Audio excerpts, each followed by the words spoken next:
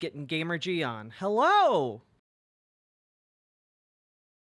Hello, can you hear me? I can hear you. How are you, Christina? Doing good. How are you? Doing all right. Do you want to introduce yourself a little bit? Tell people who you are? What I don't know how much you want me to do a preamble for you. Yeah, well, if I could just go into a short spiel, like Go for it. short life story. Grew up very suburban Indiana. Uh, Grew up in like a more very Catholic, but kind of traditional, but kind of not. Different types of different political views than my parents. But kind of grew up and just kind of discovered progressivism, mostly starting with like secular talk in like 2011 or something. And just kind of evolved from there. And then I was just watching a YouTube channel. I can't remember which one. I thought about doing this worker cooperative idea for like an ISP, an internet service provider. And they said, "Oh, why don't you go check out DSA?" So I went to my first meeting in either 2016 or 2017. I just never stopped showing up. I think I've been to almost every monthly meeting except the times that we were closed for COVID. Yeah, you are actually an organizer for DSA, and you are something of like a polling whiz, is my understanding. Yeah, From seeing you and other community members like Dragonfly talk about it in chat. yeah. Something that I've been very focused on is like I've always been like really focusing on elections, and I've been digging into tons of the data. The polls that have been happening a lot lately, and seeing how a lot of it was quite bad, and like some of the crosstabs, which basically tells you what type of demographics are voting for what party, has some obscure crosstabs that made no sense, like 18 to 29-year-olds are going to Harris by only +5 or +4 or something like that. Mm-hmm. And that just sounds kind of ridiculous. And so me and Dragonfly got talking, and we're starting a worker cooperative polling company, and we made our first prediction today Yeah, for the 2024 election. and what is it called? Is it Tricolor Analytics? Analytics, yeah. Yeah, how'd you? Just out of curiosity, how'd you like decide on a name?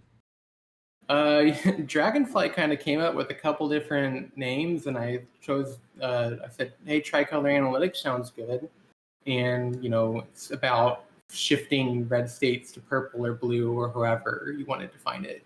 But our logo has like three colors of purple, red, and blue around our logo. Do you mind if I throw that up on screen? Yeah, sure. Yeah, here we go. Gonna do that. By the way, while Jack's doing that, I'm not going to be able to read chat or anything. I have this weird thing with like autism where I can't read and talk at the same time. Oh, that's totally fine. Totally. So fine. like if someone has a question, just ask and Jack can point it out. Yeah, for sure, and I'll be happy to relay that. But so we actually kind of landed on a really great day to break down polling. Like today's really interesting. Like absolute bombshell kind of dropped in our laps. So for those of you who aren't aware, there is an outlet, the Des Moines Register. It's like the newspaper in Iowa, right? And every election cycle, they do a poll close to the election, and that election poll is like the poll. It is the poll that like the entire country, both sides of the aisle, pay attention to that poll because it is kind of indicative of how the country in general is shifting, and also Iowa in particular. Yeah. Do you have any insight in that? Yeah, basically, Ann Seltzer is the one pollster who's, I would argue, the most credible pollster. She has a very unique methodology, which Dragonfly actually mentioned. One thing she does is she actually asks voters how likely they are to vote. Apparently, other pollsters don't do that. They just assume based on their voting history. Oh, interesting. Yeah, so basically, Harris in the Iowa Des Moines Register poll, it's 47 Harris, 44 Trump. This Yeah. is completely unusual because the scenario that everyone was saying, where if it's anything plus, if it's +3 for Trump, it's a very excellent field for Democrats nationally. But it's a 6-point difference in that, and this is I posted this like in the Discord. Every Republican politician, pundit, and candidate is collectively soiling themselves the second that poll dropped and they read it, because Yeah. they're like screwed.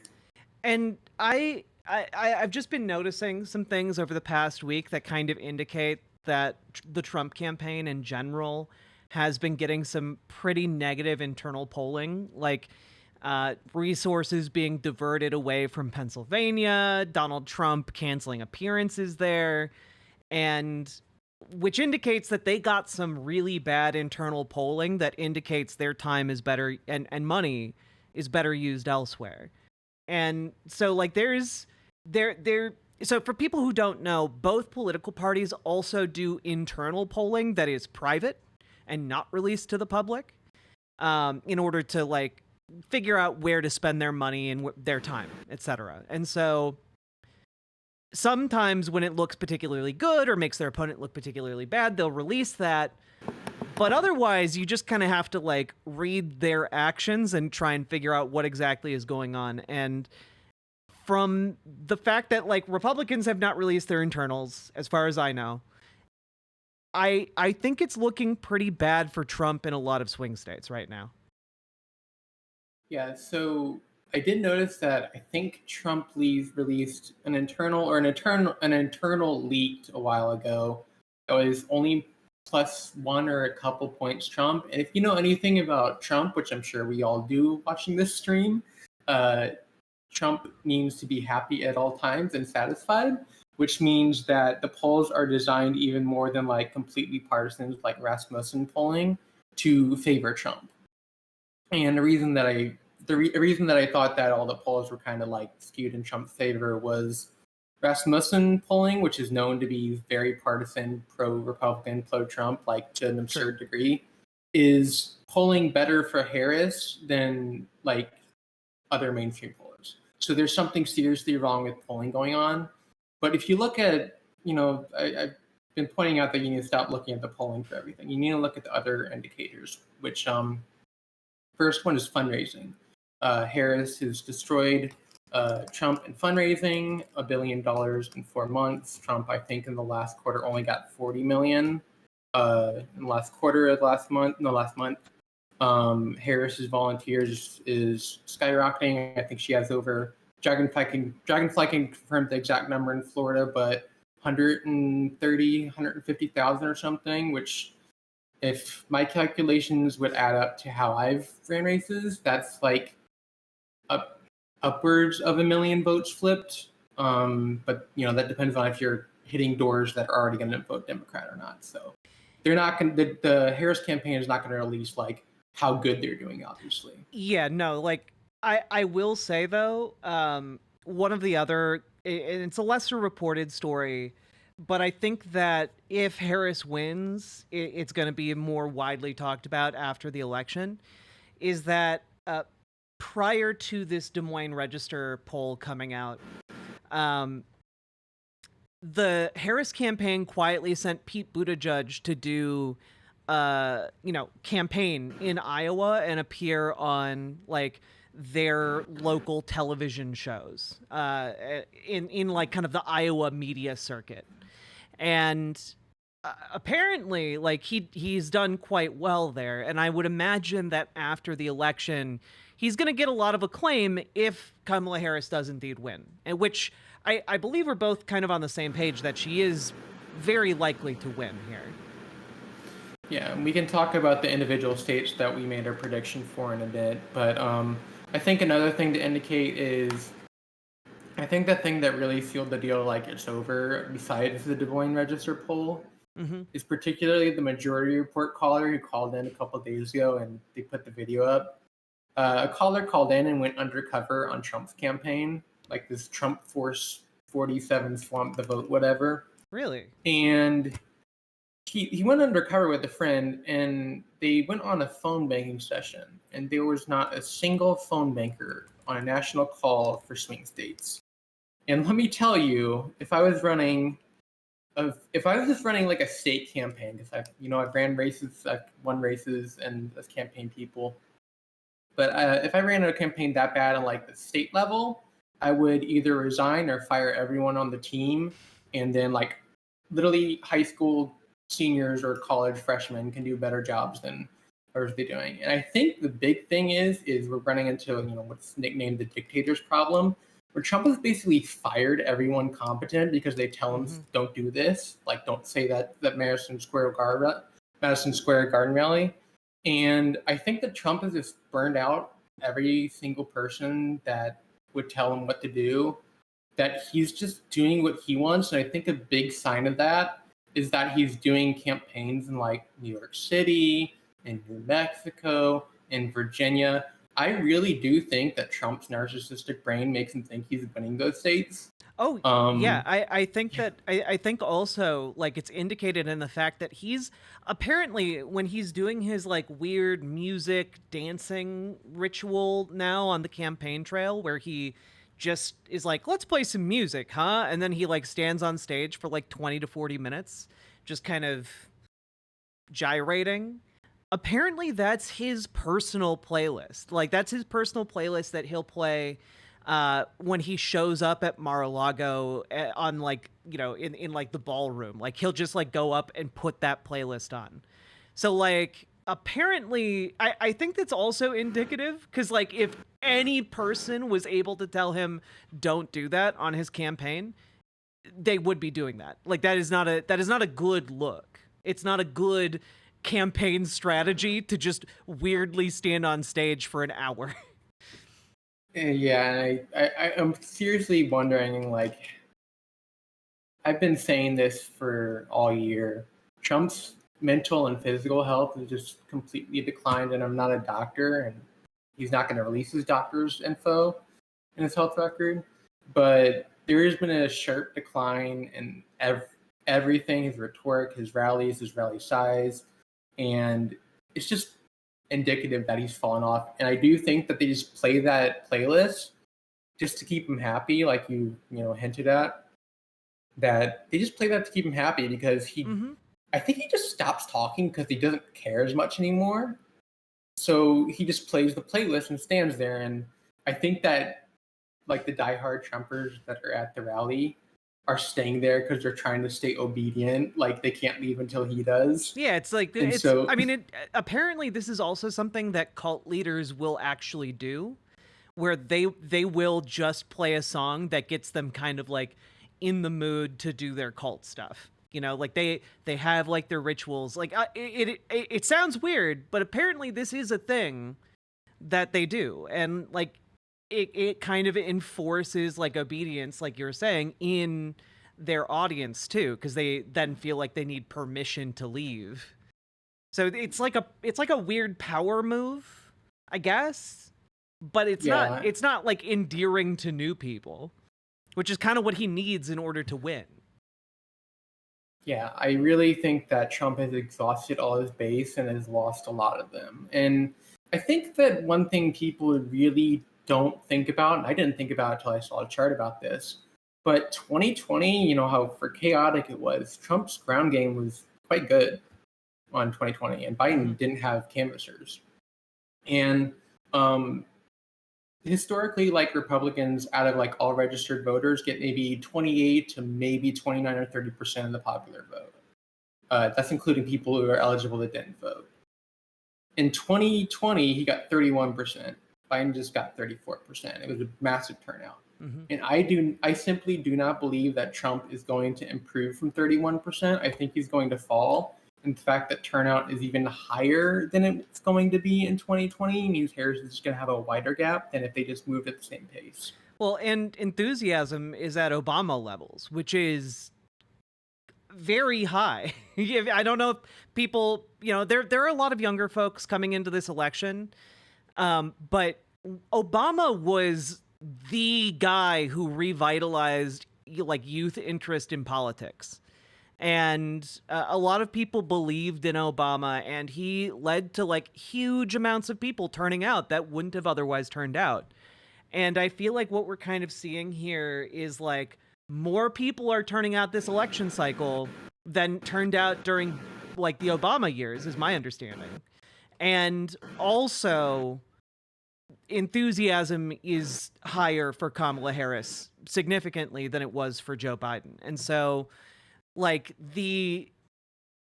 like a lot of the metrics around voting that we are able to access really seem like they're aligning for Kamala Harris to take the presidency. Yeah, I really think, like, I've been saying this since a little bit after the start of campaign, that this is 2000. This is a lot more like 2008 than it's like 2016.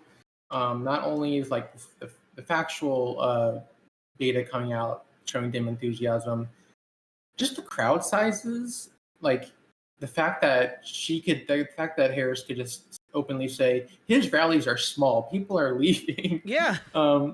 She could just say that, and it got under his skin because now I don't know if Trump does this, but I got a weird feeling that he watches like the rally sizes like Oh, absolutely. Absolutely.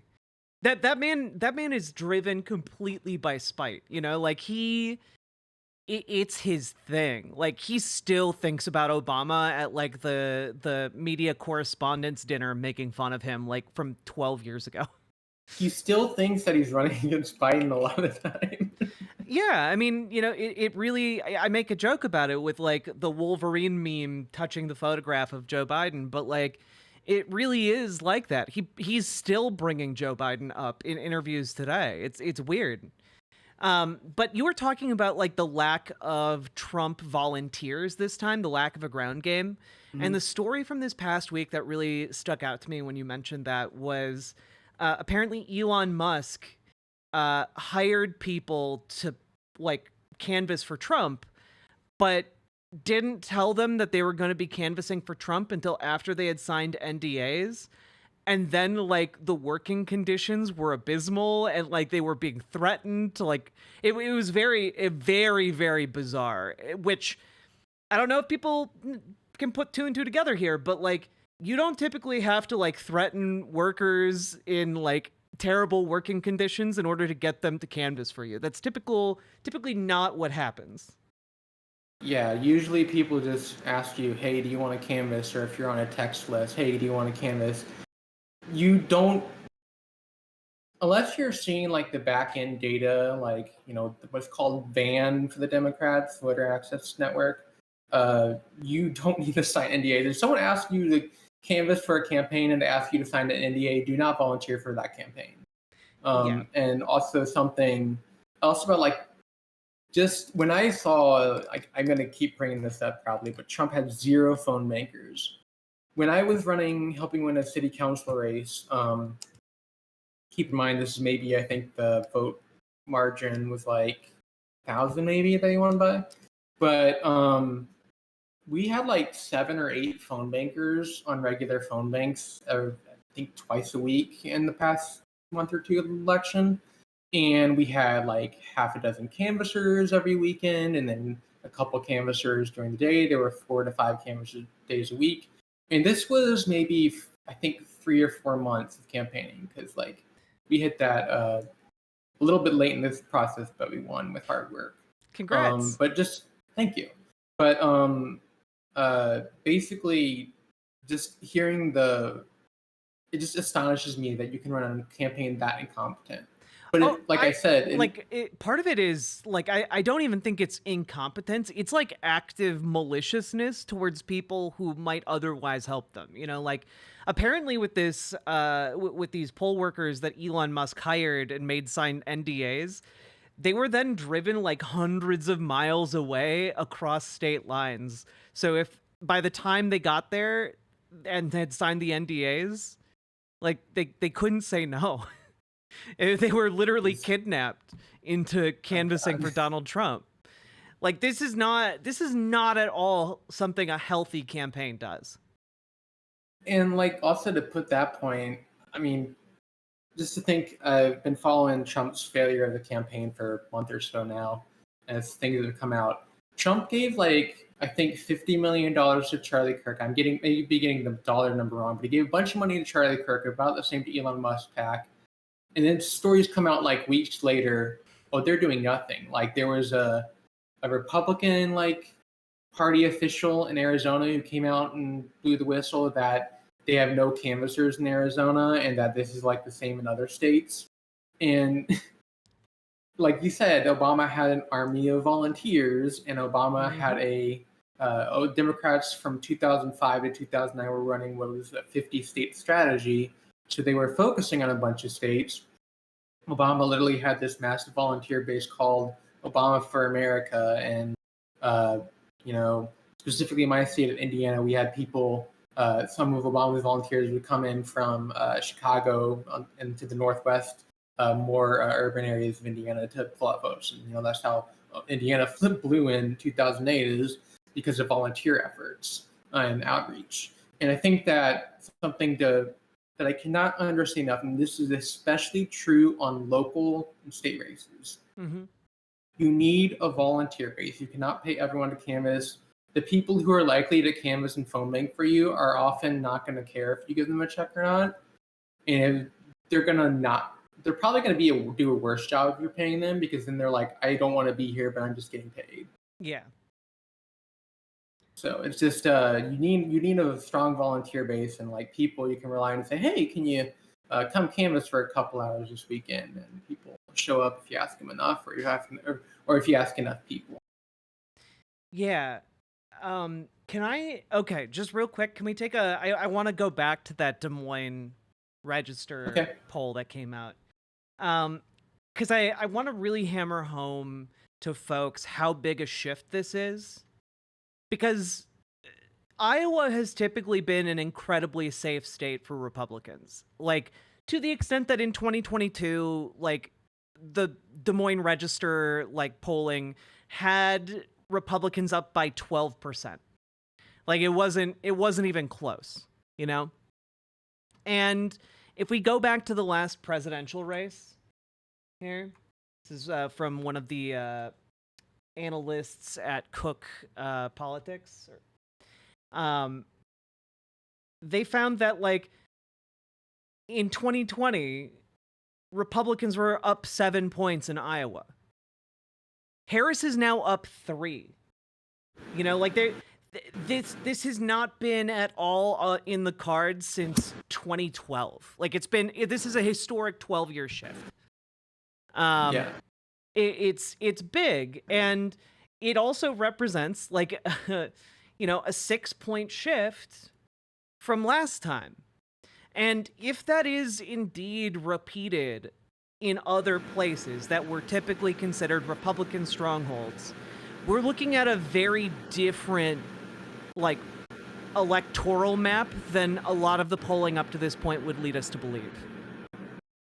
Which is interesting to say the least. Yeah, polling is just like I can't emphasize enough how much, like, if you know what to look for in the crosstabs, you know if the poll is BS. And what do you mean by that? Like, what can you? So like if you crosstabs, like, you see you're not just seeing so many percent vote for Harris, so much percent vote for Trump, so much percent don't know. It breaks down like demographics, like race, ethnicity, age, gender. Sometimes they even do a religious affiliation. And specifically, the thing that always irked me, made me really question all these, is the polls that kept coming out that showing like a really tight race that had Trump winning about 24, 25% to 30% of the African American vote. And if you want to know how ridiculous that sounds, Dave Rubin in 2020 said Trump would win 30% of the black vote. So these pollsters are coming up with Dave Rubin numbers for Trump. I mean, but are we sure that they're not just high-level ideas? Maybe these pollsters are on to something, or maybe they're I think that a point me and Dragonfly keep talking about is the pollsters are so scared of being wrong that they're just squishing the polls to be as close as possible. While in 2020, like they were a lot more spread out. So like if you notice every poll, no matter all the crosstabs could be very different on who's supporting who, but they're all within like 4% of Trump or 4 to Harris. Nothing further on that end. And that's very particular because like polls can go in everything. Like there could be polls saying plus 12 for Harris, but there's no poll like that. There could be polls saying plus 12 for Trump. There's none like that. So like specifically how it's narrowed in a specific path, it just really seems like there's something going on with polling that feels, I wouldn't say nefarious. I would say nefarious, but mostly I would say that they are scared to be wrong because if they're wrong, their credibility drops more. Yeah, I mean, they're in polling, like credibility is their currency. Like they're like if they are wrong, that can make or break their career. Like I mean, usually break. Like the entire reason people know who Nate Silver is because he was correct one time. Actually, it's kind of a little bit different than that. One reason Nate Silver initially brought his credibility into the mainstream was 2008 when he predicted Indiana going for Harris, not Harris, Obama. Mm-hmm. So it's he had credibility in the past. I just think he's a hack now. Oh yeah, he's fallen off. Like he's fallen. I think it's fallen off even more especially like since 2016. He got smug and started acting like he knew everything. And Nate Silver was better when he focused on data and stopped trying to act like he knew everything. And basically, he's been smug posting this whole time, and I can just tell. I think someone shared like a screenshot of his like email saying, "Oh, I'm gonna update this." I'm like, "Okay, yeah." So you're now knowing you're a hack. Oh, Dragonfly. I just mentioned he's funded by Peter Thiel. Well, yeah. I mean, I actually just scheduled a video, just a short video about that to go up. But like, Polymarket is getting there, and by extension, Peter Thiel is getting like a lot of fingers in a lot of pies with Polymarket. It's really, I do think that if you see an outlet taking a sponsorship from Polymarket, like that is a major red flag at this point. It's basically like it's no better than taking like an advertisement from SpaceX or like some crypto scam. Yeah. And the thing about Polymarket specifically is it's a crypto gambling website. For those who aren't familiar with US regulations, it is illegal to gamble crypto in the United States. Yep. Which means if you go to Polymarket and you try to create an account, it will likely say you can't transfer or purchase anything on that site. And I know this is specifically true because I forget who it was. I think it was XQC when he signed the deal for Kick to do the state crypto gambling. He literally had to move to Canada because it's legal in Canada, but it's not legal in the US. Oh, I didn't know that. Yeah, Lance of the Serfs mentioned this a long time ago, which is where I originally found it out. But like he was covering the state thing, and then like I find out Polymarket's crypto gambling, and I'm like, oh well, this has nothing to do with who's going to win the election. This just has to do with which foreign billionaires are funneling in all their money to who they want to win. Yeah, and honestly, it's probably laundering money to an extent as well. Like, that's why it's illegal. Yeah, and I have a feeling that Peter Thiel is really banking on Donald Trump winning. Like, he really wants Donald Trump to win. Like, if you people haven't been paying attention to Peter Thiel, he is one of those Silicon Valley folks who falls into the Silicon Valley fascist bubble that's kind of been brewing for a while now. I've talked about it at length. There's like several Silicon Valley gurus that have openly talked about how, in order to get your true utopia, you need to like undermine state power and basically build yourself a company town. It's really weird stuff when you get into it, but I have a feeling Peter Thiel wanted Trump to win specifically to legalize Polymarket, and then he basically controls the money laundering apparatus for the entire country. It's very, I would not put a lot of trust in anyone associated with that project.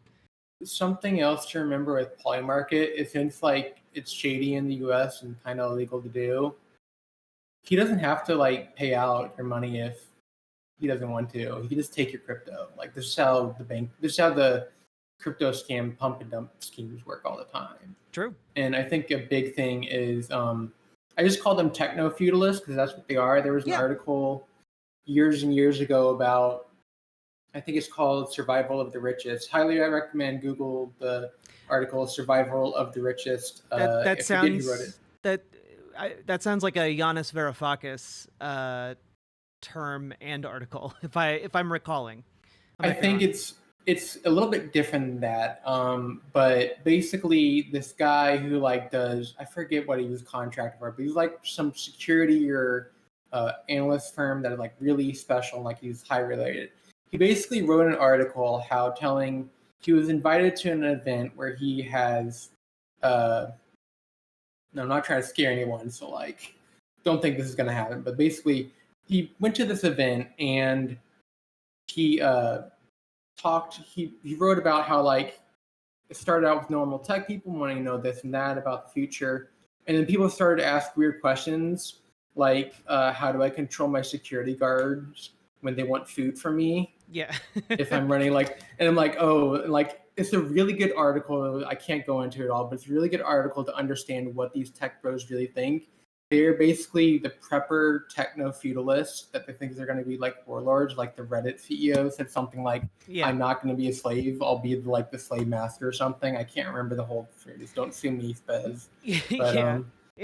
But, and part of why this is important is because if you do get kind of caught up in like that rarefied, like upper class Silicon Valley like social circle, it's very easy to get sucked into these ideas, and then it's also very easy to get sucked into like poly market betting percentages, which for a long time were artificially bolstered. And so it's not inconceivable to me that a number of people reporting on this issue might just be in those social circles, and as a result polling winds up getting filtered in that way and skewed a bit more conservative, because Donald Trump was up by like 30 points in the poly market betting pool or something like that, like a ridiculous degree.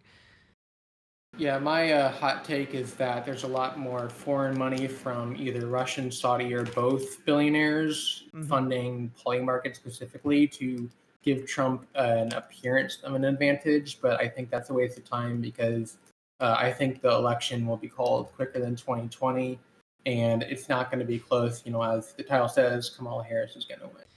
Yeah, let's maybe look at our respective electoral maps here. So I'll start with mine, just because earlier today I was thinking about it, just taking in everything I was seeing, and I came up with a map that looked like this. And granted, this was before the Des Moines Register poll dropped, and it still has Harris winning pretty handily electorally. I do think that she's going to wind up doing very well in Arizona, Nevada, Wisconsin. I think she's going to do well in Michigan too. Like, I know that a lot of the polls have shown like neck and neck or narrowing or even slight advantages in a lot of these states. But I just don't, like you were talking about, there's like a total lack of ground game going on in a lot of these areas. And there are fewer Trump supporters now in these areas, and I think that between women being highly motivated to get out and vote and like a number of other factors, I think that she's going to overperform those polls. And I was thinking that even prior to this conversation. Now I'm much more inclined to more solidly blue on all these, but Georgia could go either way, but I'm leaning towards blue Georgia, North Carolina, and I was going back and forth on Florida, mostly because the biggest question mark that I had this morning was how big an impact is the Puerto Rican vote going to make in Florida? Because if Puerto Ricans turn out in extremely large numbers in Florida, that will change. That could turn the state blue, right?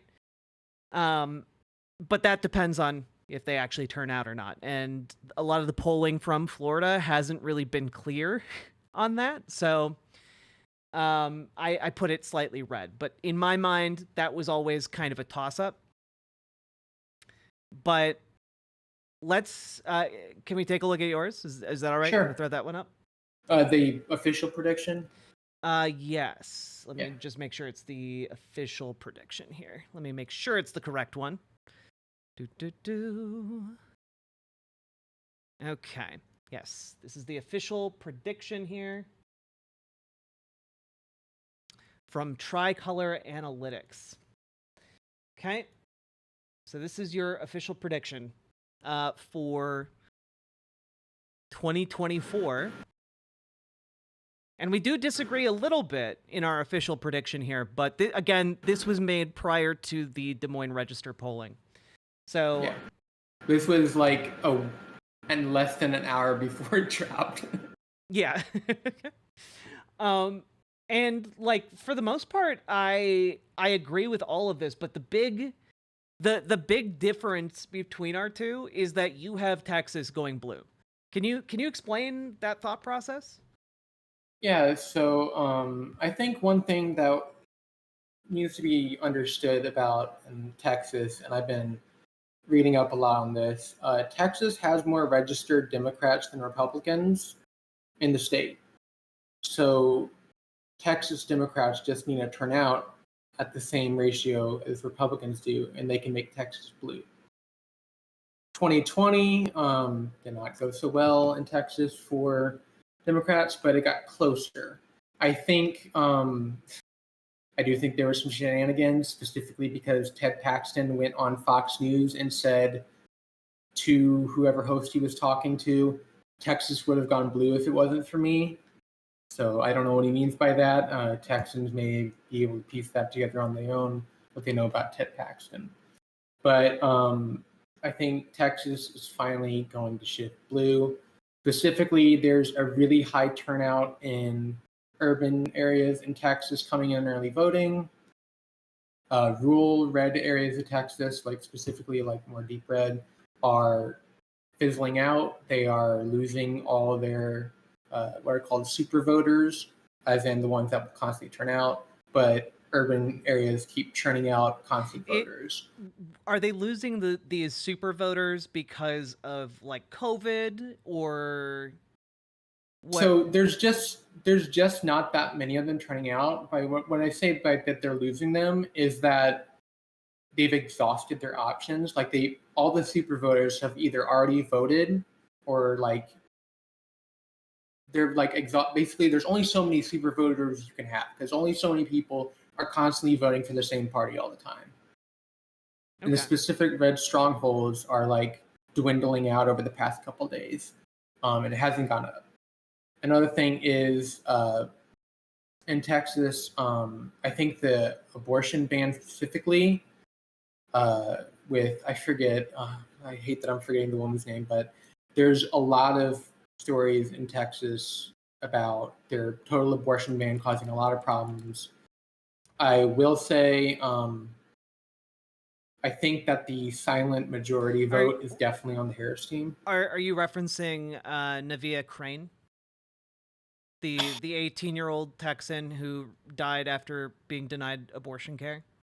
Like this past week? I hate to say it, but there's been multiple cases of this, so maybe that's the one I'm thinking of. But there's been a highly publicized one, I think, by the Harris campaign. But yeah, I feel like just in the last how many years, 1.5 years, and you know, I saw this pointed out one time, a majority report, and I've been thinking it before then. Like it really made me click in my head that when they showed the polls, is the imaginative Roe v. Wade being overturned is a lot rosier than the reality. The reality is OBGYNs leaving your state en masse. It's OBGYNs not being able to give you the care they need. It's OBGYNs quitting. If you're having to find a new doctor, sometimes you can't find a new doctor. Yep. So you may just end up pregnant and not be able to find an OBGYN because by the time you give birth is the time you're going to be seeing the specialist in a state like Texas. So, and there was a poll a while back on Majority Report, like early this year, that showed shifts in before and after the Dobbs decision, and it was a 10-point swing in every single demographic, including registered Republicans, had a 10-point swing to being pro-choice. Yeah. So there's a big there's a big pro-choice vote that's specifically going to show up in big numbers, and I don't even think that's the only reason people are showing up. Yeah, I mean, like there's like, I mean, Texas is a state that a lot of Latinos live in as well. Surprise, surprise. And it turns out that like when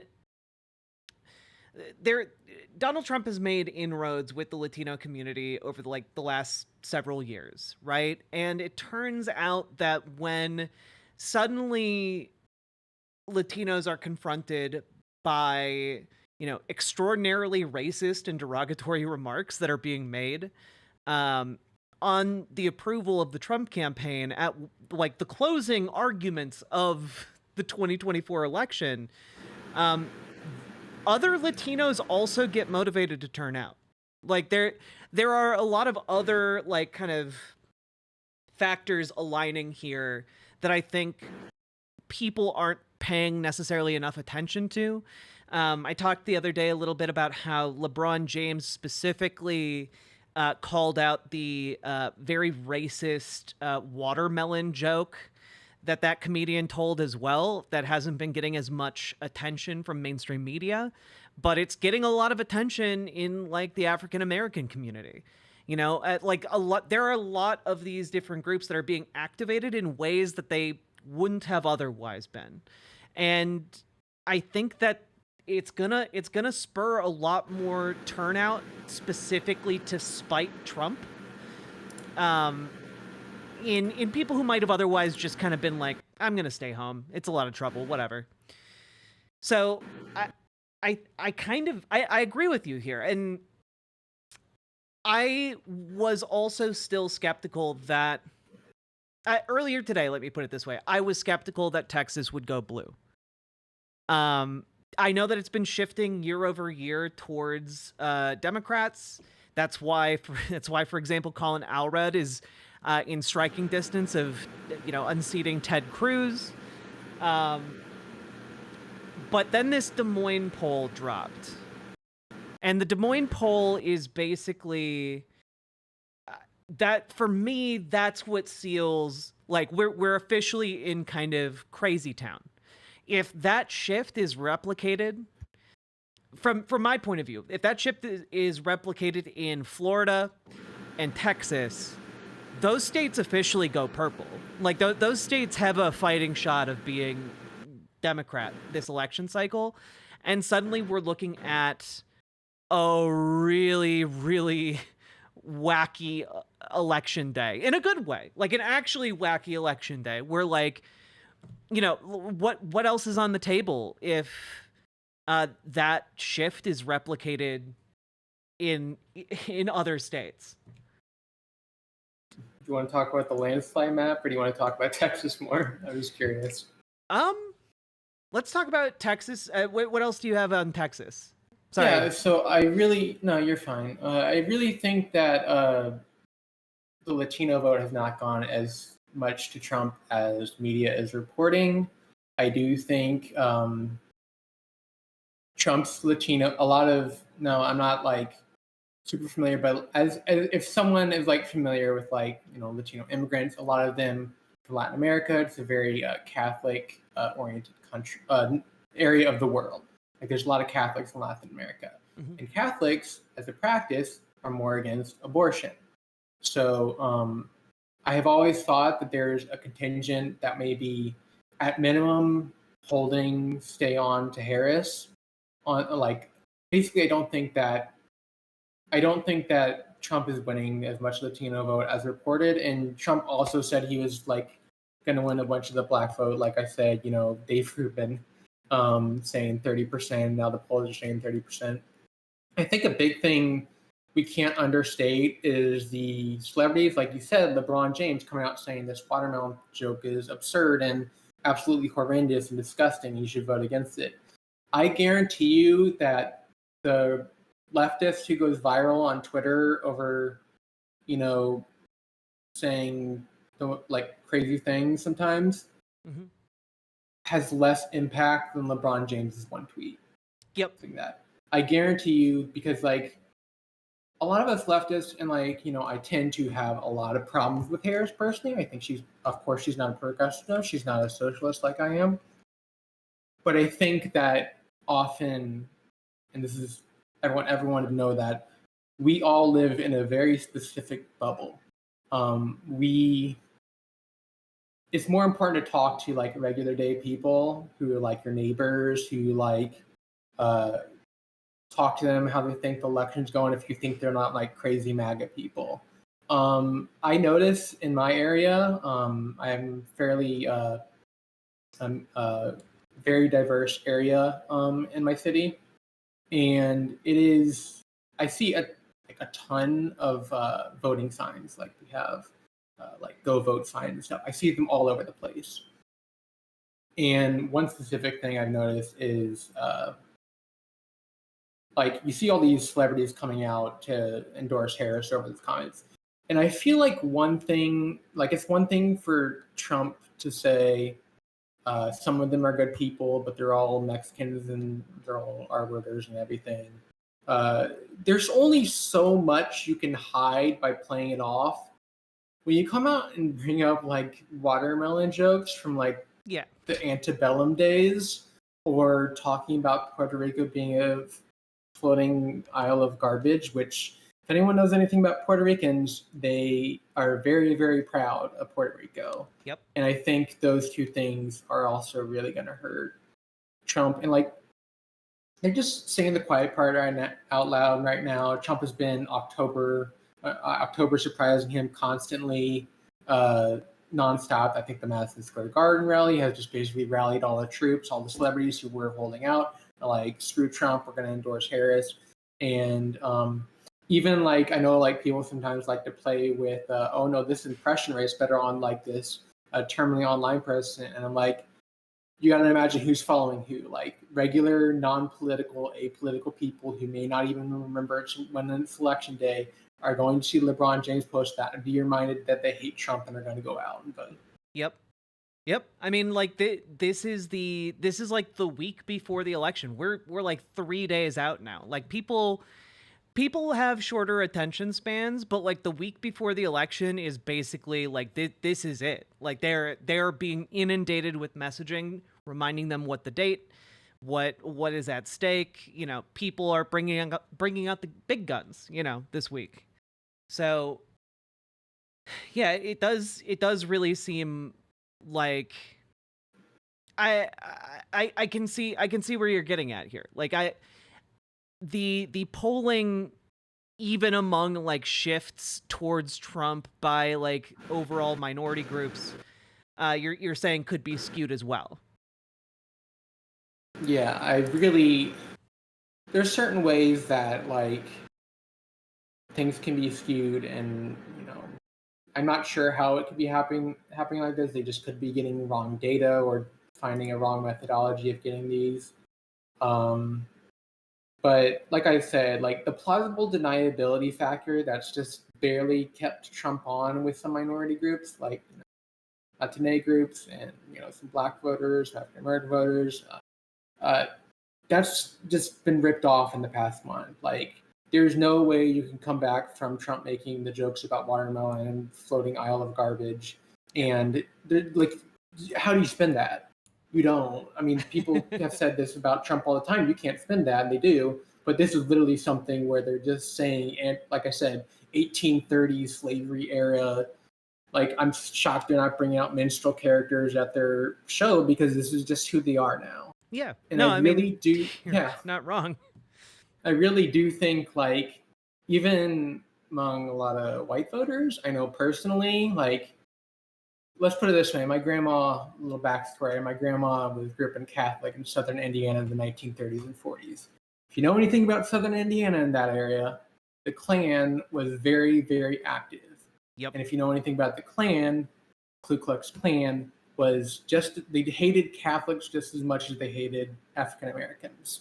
And so my grandma told me, like when I was real young, about like some memories about the Klan terrorizing like her in her church or something. I wish I could remember the details and record it, but I can't. But I just remember vague details, and like that's the type of like communist that would like make sure my grandma, when if she was still alive at like 90 years old, like says, "Christina, you go get me out to the polls right now. I hate this guy." So that's the type of thing like where you even get like older white people who are just like, oh, this is an embarrassment. We can't have this guy in here. And I think one big thing I can mention that really like gives hope, not just like around the country, but state races like in Indiana, is I talked to a comrade, someone I know who does probably more work than I do in the state, a lot of work, made a lot of connections. She's made connections to poll workers. Multiple poll workers have told her specifically these like almost exact words. I have never seen so many old white people ask me how to vote straight Democrat. Yep. And that's another thing, like, I think Trump exhaustion and Trump's just stripping the mask and burning it off has really like gotten a lot of older people who like are like they finally wake up, like, there's a lot of cognitive dissonance that us, white people can have. Yeah. Well, also like he's getting old. Like his shtick is getting old. Like people aren't as entertained by him anymore. I Like think a lot of old people are embarrassed because they're making them look bad. Like, we're not old Mhm. like him. Well, that and one of the pieces of info from that Des Moines Register poll, the Seltzer poll, um, is that like overwhelmingly old white women were for Harris. Like they were very much motivated by her like focus on both elderly care and also like care, like abortion care, care for women when it comes to the medical industry. And it's really actually kind of astonishing just taking a quick look at it. It was, let me see if I can pull the number real quick. Let's see. Yeah, senior voters who are 65 and older favor Harris, but senior women support her by a more than 2-to-1 margin, 63% to 28%. Like that's crazy. I think a lot of older women and the senior demographic, like, it's easy to think about, like, where I know you probably have like a majority young millennial, Gen Z, whatever audience. Us like senior people, like, if go talk to your parents or grandparents, if they may have known someone who, like, their aunt or their older cousin or someone who may have died because abortion was illegal in their state back in like the 50s. Yeah, no, like Like, these like old senior people, either they were there and they know people who did die from that, or they have aunts who died, like, or maybe they weren't born yet, and like their mhm. parents said, yeah, your aunt Brenda died because she couldn't get an abortion, but now we have Roe v. Wade, so everything's fine. And then it's not. Yep. Exactly. So like there's like this living memory element going on that's being reflected in some of the polling in that Des Moines Register poll that I find fascinating. And I think another thing to point out is that that poll in particular has a margin of error. It has a 3.4% margin of error. And even if it's worst case scenario, that is still a colossal gain for Kamala Harris. But if it's best case scenario, she could be up by almost 7 points. Like that's crazy. Like that is a truly like blowout scenario.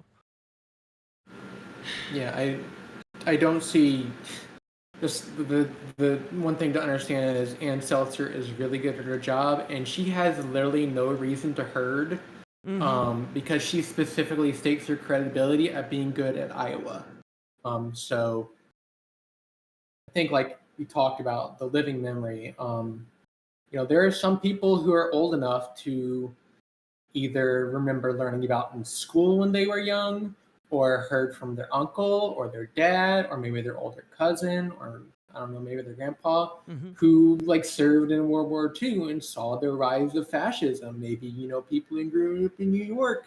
And these older people may remember their dad or grandpa saying, "Yeah, I saw those Nazis go marching at the freaking Madison Square Garden. This pissed me off, so I'm going to go vote." I mean, this I feel like that the anti-Trump vote is not. I think there's a very strong pro-Harris vote, not just anti-Trump, but there is a strong, "I am sick of this guy, and he is definitely taking the mask off, and I know what he's about now." Yeah, that there is that element where like he has been in the public eye now for his entire life, but like people have been evaluating him as a political figure for almost a decade now. And I think in 2016 and even in 2020, when people were like, Donald Trump's a fascist, there was like this element of, oh, you just don't like him. You're being hyperbolic. He's not an actual threat to democracy. And I think that like January 6th, it seems like a long time ago now, but it's not that long ago, And that really shook a lot of people and really validated what folks had been saying for years in the minds of, your normie voter. And I think that, especially with the things he's been saying and doing, the term fascist is on a lot of people's minds. It's pretty hard not to have that come up when, he reenacts the prominent Nazi rally that was held at Madison Square Garden. It's hard not to see that parallel. Yeah, and I think another, Trump.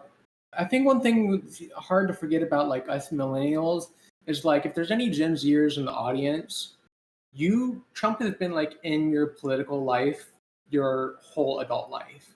Trump has not gone away, and that is freaking exhausting. Like, there's a reason in U.S. history that if a political candidate loses an election, they disappear, or like for instance, Jimmy Carter never ran again. He just kind of chilled and did his Habitat for Humanity, which was pretty base. Bill Clinton, when he was out of president, he just kind of went and did his own thing. George H.W. Bush, he only won one term. He lost to Bill Clinton in his re-election campaign. He just went away.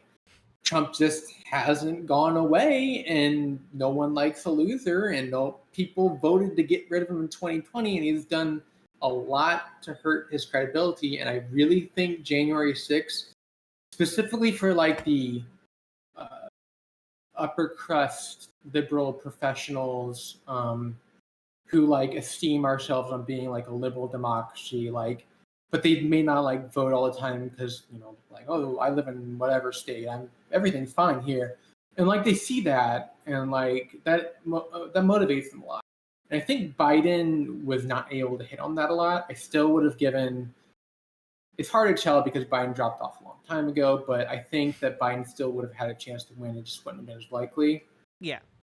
But I think that the thing is, Biden would not hit Trump where it mattered. Harris has done nothing but hit Trump where it mattered. Yeah, and I do have to say, there have just, like, the Madison Square Garden, the Puerto Rico comments, the watermelon comments, a lot of this has, like, really gotten into the modern zeitgeist in, like, a way that a lot of Trump's kind of rambling weirdness hasn't been able to. Like, he just throws so much at the wall that, not all of it can stick. But I do think that a lot of the stuff that's been coming out about Trump this week like it's gonna stick.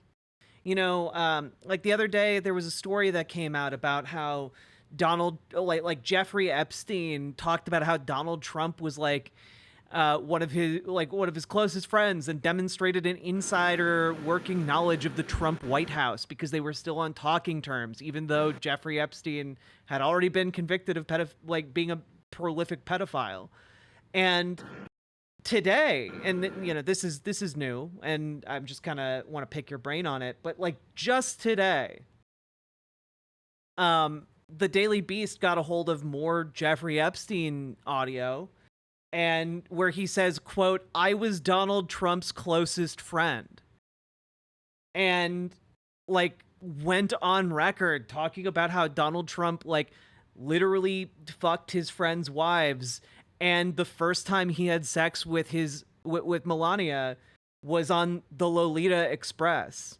Like, I know that this doesn't come as like a huge shock to a lot of people, because he was, yeah, of course they were photographed together, but I think that this will do a lot to kind of pop through this bubble of denial that a lot of folks have kind of built up around Trump, that like, oh, people are just being hyperbolic about him, you just don't like him. And it's like, no, here is what the most prolific pedophile of all time, or at least in modern society, talking about how his friend flew on his rape plane and had sex with his now wife.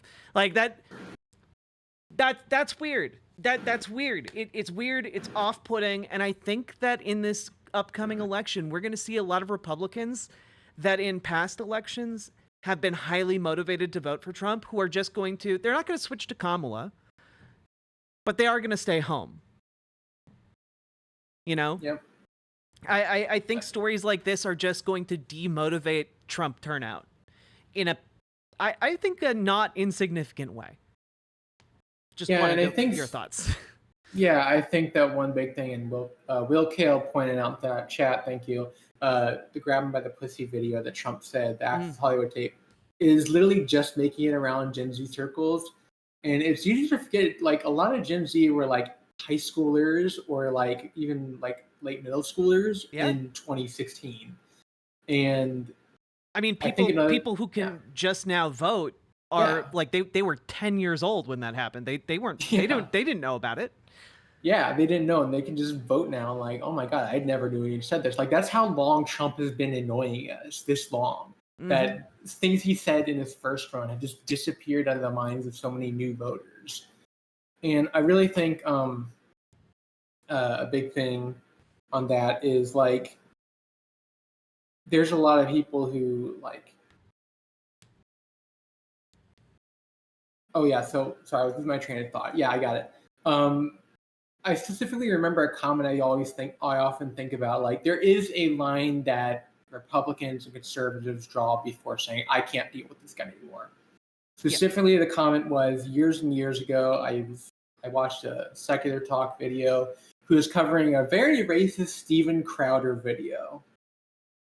I know when you say very racist Steven Crowder video, you ask which one, because there's a lot of them. Yeah. But it's specifically the one on Martin Luther King Jr. And goes off in a tirade saying he was a wife cheater and but basically, there was a big comment that really tipped my mind off, and I haven't been able to stop thinking about it. It said it was something like, my grandpa was an avid Steven Crowder viewer, and he's a Bush voter.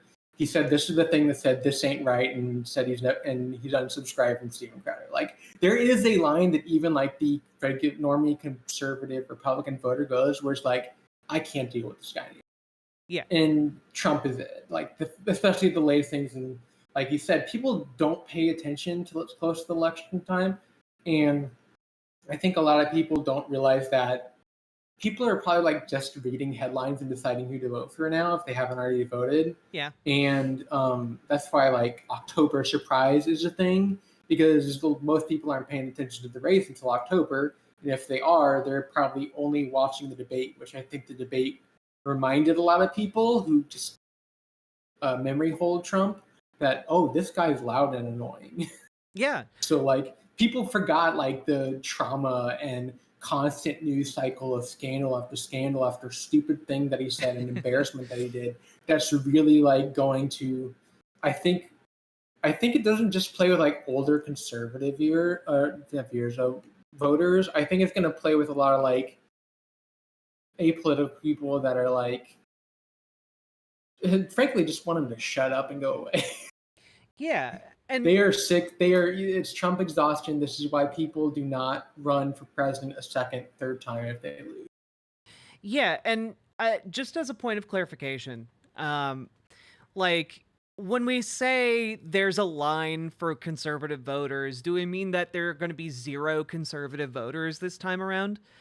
Are they going to be incapable of like, uh, you know, of understanding what's going on with Trump? No, but like if 1% of them stay home, that's massive. That's a massive win for Harris. If just 1 or 2% or even 0.5% of Trump's voter base decides to stay home because of these stories, like that's a huge blow to any aspiration he has to win the presidency. You know? It's easy to forget, like back when Trump was doing his trials. I can't remember the percentage. Someone can correct me, but it was like somewhere around like 10 to 20% of people said, if Trump convicted, I'm not voting for him. Mm-hmm. Of course, most of them are going to, but 3%, 4% not voting for him over that. That's literally like switching from Harris wins by a hair to Harris wins in a landslide. Yep. And I know we got probably people in the chat. I mean, anyone you can say, like, have you talked to like your normally conservative people, like not like people who are like on the MAGA fascist train, but like are Republicans who like family just vote Republican because that's what the family does. Like you would be shocked how many voters there are that vote Republican who just do it because that's what they've always done and do it because that's what their family has done. It is actually like you talk to, if you can get in front of a voter and pitch your candidate, you would be shocked how easy you can flip it. And maybe we can talk about it in a bit later, but to sneak preview that, we were running a city council candidate against a Republican in a very red district. We have people like coming up to tell us that they went in to vote for the Republican, like kind of crazy guy for mayor, and then they voted for our socialist candidate. And I think that people, we often forget as principal leftists, a lot of people just vote for who they hear about or vote for who they heard about. Yep. Like the person who says they're going to do good things for you in some way is a lot more likely if you're going to get them to vote for you than if they don't hear from you at all.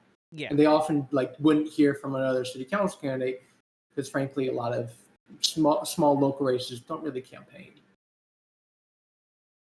Yeah, and I mean, I mean, it's easy for people to forget, I guess, but like some of these races in 2020 were decided by like 10,000 votes. When we talk about 1% of like the electorate not showing up or being demotivated to show up, we're talking about hundreds of thousands. Like that's it is a big deal. Millions of people even not showing up. Like it is.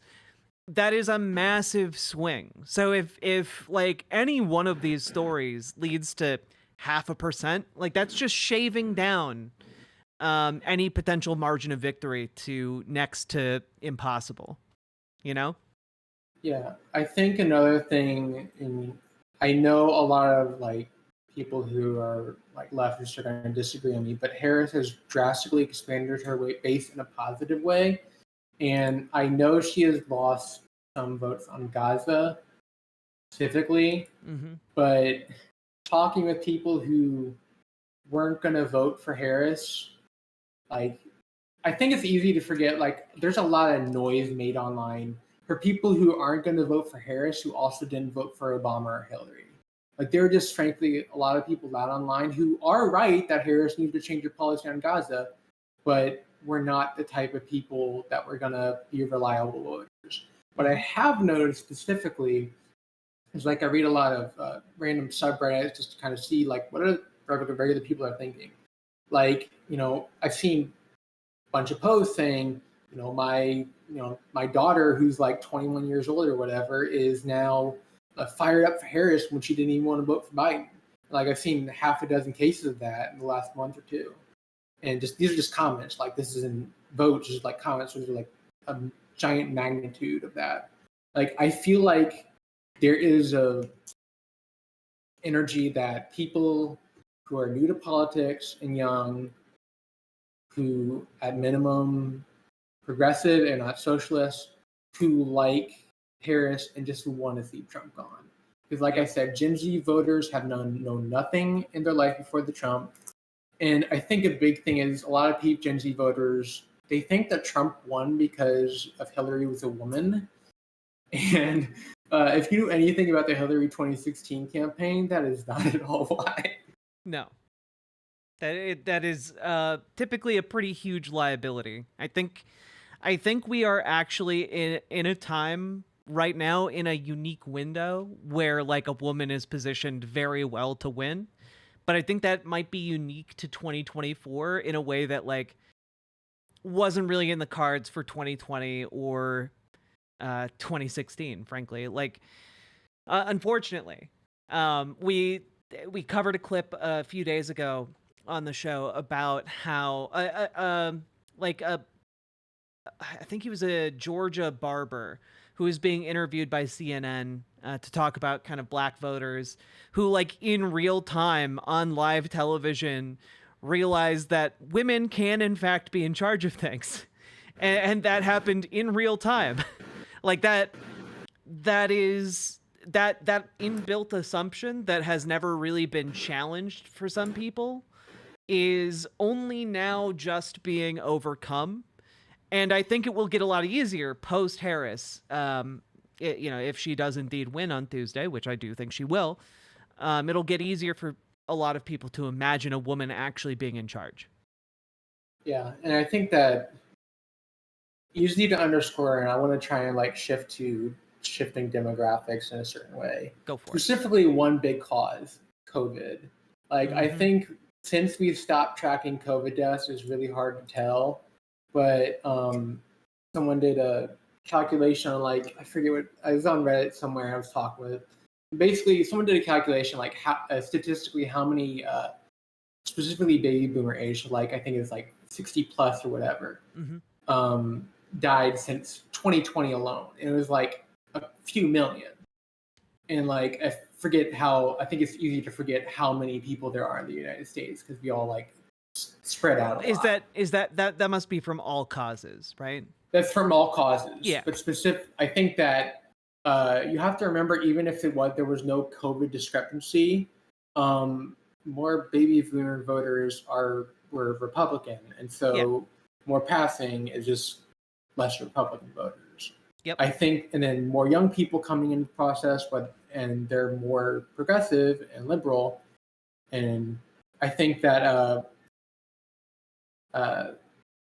Harris's campaign kind of locked him in when she took over the nomination. But I think it's easy to forget.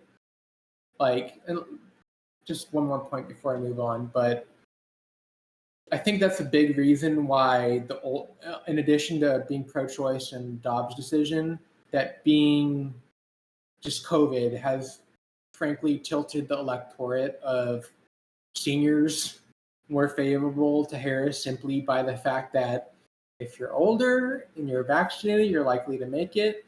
My family, my parents, they're vaccinated. They've been fine when they caught it. People older than I know who have not been vaccinated did not end up so well or passed. Yep. So I think it's very understood. It's going to be really understood, and that was a big story of the 2022 midterms.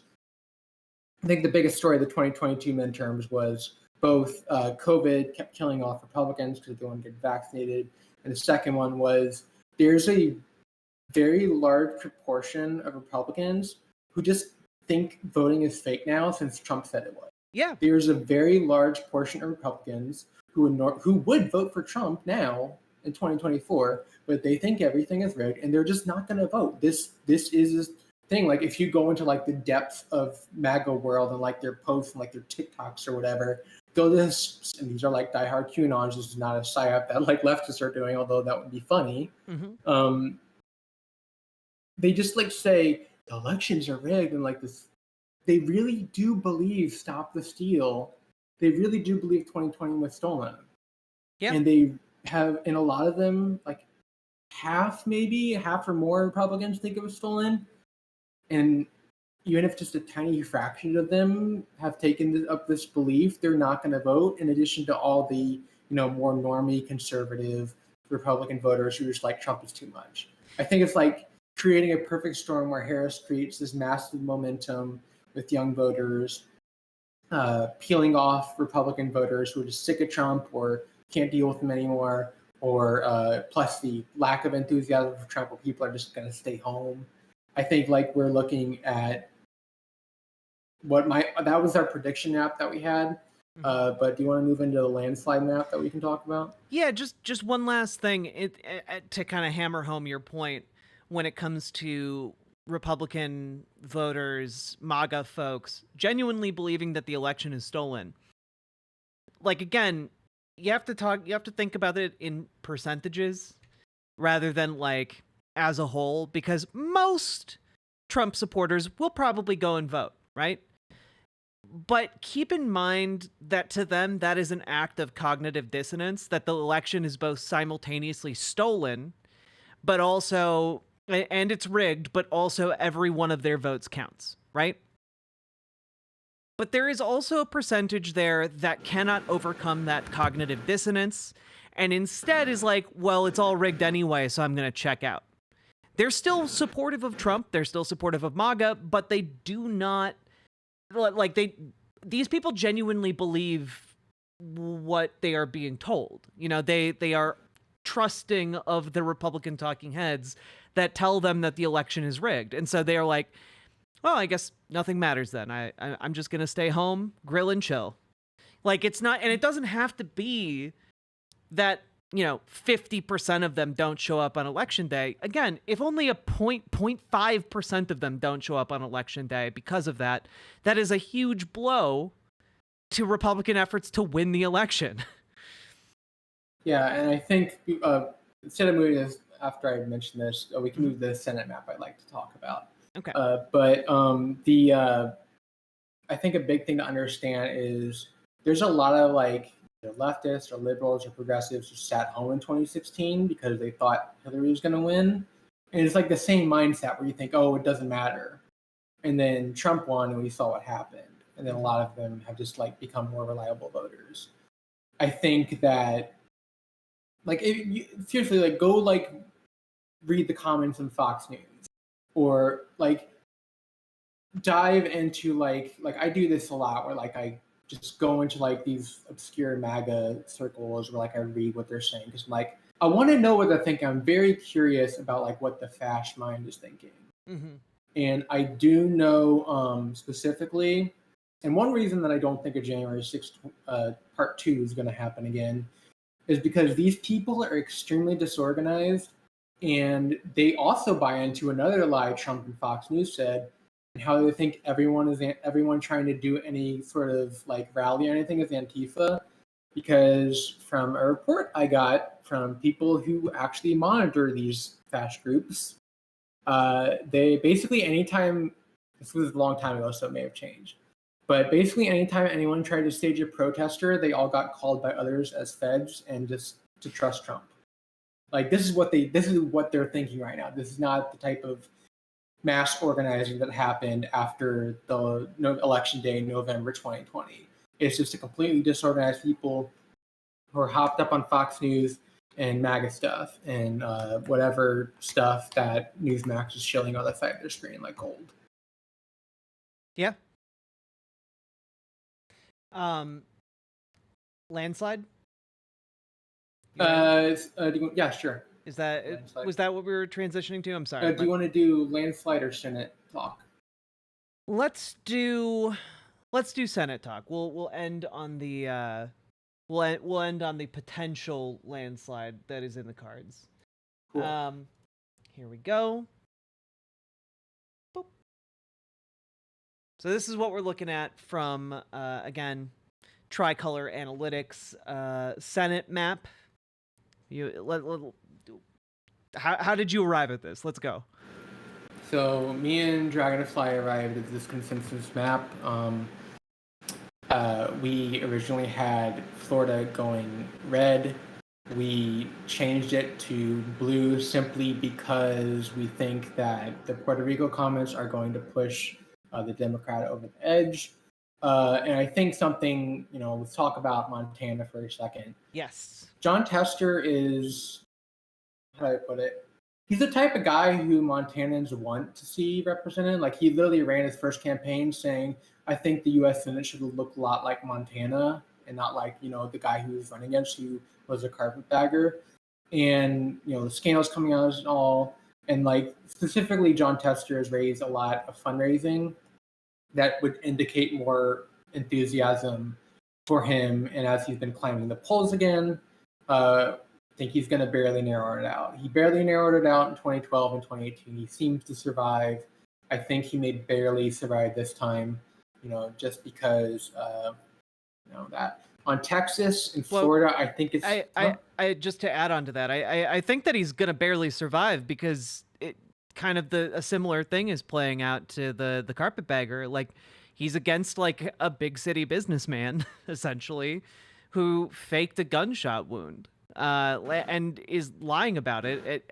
And you either buy his explanation of like he was shot in Afghanistan and then he faked a gunshot injury in a state park, in which case he's admitting to lying, or you don't buy his story, in which case he practiced poor gun safety and accidentally shot himself in a state park and then lied about it on the campaign trail. Like, either way you cut it, like, John Tester's opponent is Tim Sheehy is just a liar. And I feel the need to really hammer that home because I feel like that's something that Montanans care about. And I think Montanans definitely know what is and what would be a fake gunshot wound, given like the demographic of Montanans. And something that you got to understand about Montana is, certain states we always look at going red constantly. Montana hasn't gone blue for the president since Bill Clinton, I think, is re-election. Yep. There's a lot of states that elect Democrats on the statewide level and always vote for president Republican, or vice versa. But like Indiana is a similar state to Montana, where like we had Democratic senators for a long time, but we took president for Republicans for like 70 years until 2008. So like there is certain aspects of states like that. Montana has gotten a little bit less so, but I think specifically, the carpetbagger thing, like you go talk to anyone who lives in like Montana or like rural areas or towns, like, or people like, I feel like Indiana or Ohio, just the Midwest in general, feels this sort of hatred of carpetbaggers because a lot of our families have like been where we are for like a century or something. Like I have family going back in my state to like the 1800s. Yeah. So like carpetbaggers are very much not disliked. Like you can't get away with that in many places in the country. Yeah. Like, and specifically like more rural places where people have been a long time, carpetbaggers, if it comes out, especially among other baggage, this is what sunk Dr. Oz's campaign. Dr. Oz, like John Fetterman, I know we hate him now, but his social media team kept hitting Dr. Oz constantly on everything. Oh, just real quick. Carpetbaggers are people who move from out of state and then try to pretend, and then they run for office in that state. So like somebody from, New York City moves to Montana and then campaigns as if they are, a born and bred Montanan and like, kind of cosplays as a resident of the state. Yeah. People don't typically like that.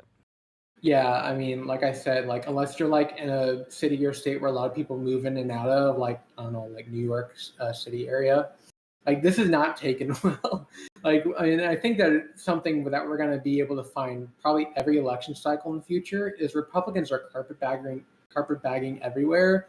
I remember a few election cycles ago, there was a candidate running in my old district who was just a carpetbagger, but no one knew about it, and it was like a more red. It was probably guaranteed to be red anyway, and it did go red.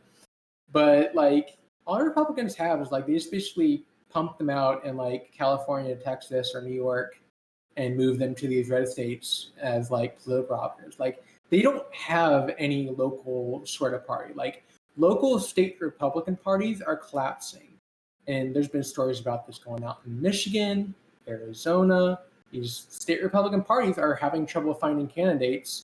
So either like bring from someone out of the state, or they find a horrible candidate. Dr. Oz literally just used his like mother-in-law's address or something because he lived in New Jersey. Yep. And let's just say Pennsylvania and New Jersey. I mean, and state level, my understanding is that state level parties are also running out of money because it's all being siphoned up into the Trump family. Is that basically yeah, right? State level parties are broke in the Republican Party. I think like Michigan had like less than $100,000 in the bank, which, if you know anything about the type of staff you need, is an oh shit moment. And like, you know, this is something that I've always had an issue with the Democrats, like since Obama's like end of first term, where it kind of got brought up more into the DNC and like state parties kind of collapsed. Like there's a North Dakota, one reason Heidi Heitkamp lost is the North Dakota Democratic Party basically collapsed. This happens when you don't have functioning state parties that win. And this is something that I believe a 50-state strategy can change a lot more over term. And specifically, I'm glad that there's been hints that Harris has a plan for 50-state strategy moving forward if she wins, which she will. Yeah. God. Yeah, we are in I think we're in kind of uncharted territory, but it's like we're in uncharted territory, but we're also in just kind of like the very obvious logical conclusion of a lot of different political decisions that have been made over like the last 2 decades. I mean, like money has been consistently getting tighter and tighter for Republicans for a long time now. That's why they typically run these wealthy businessmen who can, to a degree, self-fund. And it's just kind of hitting a point where like they're running out of wealthy businessmen who can run for office in a way that's viable. Yeah, I think it's also easy to forget like the Republican parties, at least like since Trump is especially geared up towards straight up grifting, like there's only so much normal everyday person like who may have some money or make some money but not like be a billionaire can donate to a Republican if they're also buying like Alex Jones's Brain Force Plus stuff. Like there's been a split between like buying grifting pills and like Republican donations. Yep. And I think like you know, state parties are going broke. The RNC's been broke, and then like Trump brings in Laura Trump and just funneling all the money to Trump's legal bills. It's kind of just nuts. And I want to talk about like Texas and Florida for a second. It's really easy if you're not familiar with those states, how unlikable Rick Scott and Ted Cruz are in those states. Like, people hate them so much. Oh yeah, like even like Republicans, like for Texas, for example, like Texas, Ted Cruz almost lost. And even though that was a blue wave year, there's a lot more Dem enthusiasm than there was in 2018. No one thought Beto O'Rourke was going to win in 2018. Yep. There's a lot more momentum now. But I think that the debate really hurt Ted Cruz. He looked like an obnoxious asshole. Allred was able to use the phrase, he's got all hat, no cattle or whatever with, and I'm sure that resonated with people in Texas who are familiar with the phrase. Yep. And then in Florida, like I think that everyone thinks Florida is so red just because the 2022 midterms, you know, Meatball Ron run a landslide governor re-election. But there's something that people missed about this, and I saw this a while ago. It's an article that broke down the data between voters between I think it was 2014 and 2018 and 2022. About the same percentage and amount of Republican voters turned out as in 2018 and 2022, but about a third of all Democrats voted just didn't show up. So like it wasn't as much of Republicans gain as Democrats lost. And like we can talk about Indiana later because that's the same situation Indiana has had for the past like decade and a half. Is like, you know, votes keep going down for both candidates. Just they go down by Democrats more. So like there's this 2022 was very specific about Florida. I do think Florida is more red than it was, but I do think I get what people will be saying. I do think Florida is more red than it was. I think for it being a solid red state like Tennessee or Mississippi, I do not believe. I think it's more of a lean red state, whereas in like probably going to go to Trump barely, but the Senate candidate is probably going to win. I think that you got those people. You have those people who tick R at the top of the ballot box and usually don't do anything else. Who see Rick Scott embarrassing himself. Rick Scott would not be nervous if he did not have to tweet a pants soiling situation with the Puerto Rican comments, and that's why I think the Puerto Rican comments specifically is why I think Rick Scott is going to barely lose. And Ted Cruz, I don't think Ted Cruz is going to win, also because of the unlikable factor and Texas shifting bluer over time, and also dim enthusiasm. Yeah, I do think that basically the Puerto Rican comment is going to it fundamentally shifted the dynamic in the Florida race. Because again, if Rick Scott was safe, he would not be apologizing. If he did not feel a need to court the vote, he would simply not say anything. Yeah, do you think Rick Scott doesn't secretly believe this, or is he just he's apologizing because he has to, not because he doesn't believe that? Exactly. And I think that given the size of the Puerto Rican population, and also frankly, the comment about Puerto Rico, again, I said this already, I think it activated a lot of other folks as well. I think it probably activated some Cubans, or at the very least demotivated Cubans from turning out to vote. I think a lot of Latinos are gonna hear that and either spite vote or not vote at all when they were planning to vote Republican. So I think that this is a case where Florida, I don't think would have been purple this year without that comment. I think that comment specifically puts Florida in play electorally. On the presidential level, I think it's likely to go red, but I do think it puts it in play, and I don't know how to call it. I will say, we got our call right there, but I do want to talk about two other states on Senate. Yeah. Indiana and Missouri, and I'm going to start with Missouri because I want to end with my state. Missouri, Josh Hawley is a lot less liked than I thought he was. Mm-hmm. Lucas Kuntz, I think is how you pronounce it. Kuntz has been fundraising a lot. I do have concerns that he's fundraising a lot more from out of state, which is hard because the people who donate to you need to be in your state to vote for you. That was the problem with Amy McGrath in Kentucky. But I saw some posts about people saying they were phone banking for Lucas Kuntz for Senate, and they're calling and they who's Lucas Kuntz, and oh, he's running against Josh Hawley, and they chime in and say, oh, I hate that guy, I'm gonna vote for him. So there are people who don't know who the Democrat is running, but they know the Republican who's serving them now, and they hate them. I feel that's a specific thing with Indiana, which I can get into in a minute. But Missouri and Indiana are definitely sleeper states because while there's not enough data on either of them, there is somewhat of a chance, maybe 20%, 25%, one of them flip, maybe both. It's really dependent, especially for Indiana. There's such little data out, which I'll move on to Indiana now. Indiana's Senate race is disappointing me a lot. Valerie McRae is the Democrat, and Jim Banks is the Republican. Mm-hmm. Valerie McRae is running on an extremely progressive platform. She would be up there with Bernie Sanders' top 5 most progressive senators if she wins office in Indiana. Okay. Jim Banks is a scandal-ridden person. He has not been campaigning at all, but neither has McRae. So Indiana's Senate race has basically become something that both nobody is paying attention to, but also no one seems to be campaigning in. And why? What do you attribute that to?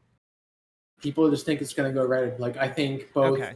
Well, I think that Jim Banks and the Republicans think it's lock on red, which is why he's just all but a couple ad buys. Jim Banks is just spending on airfare.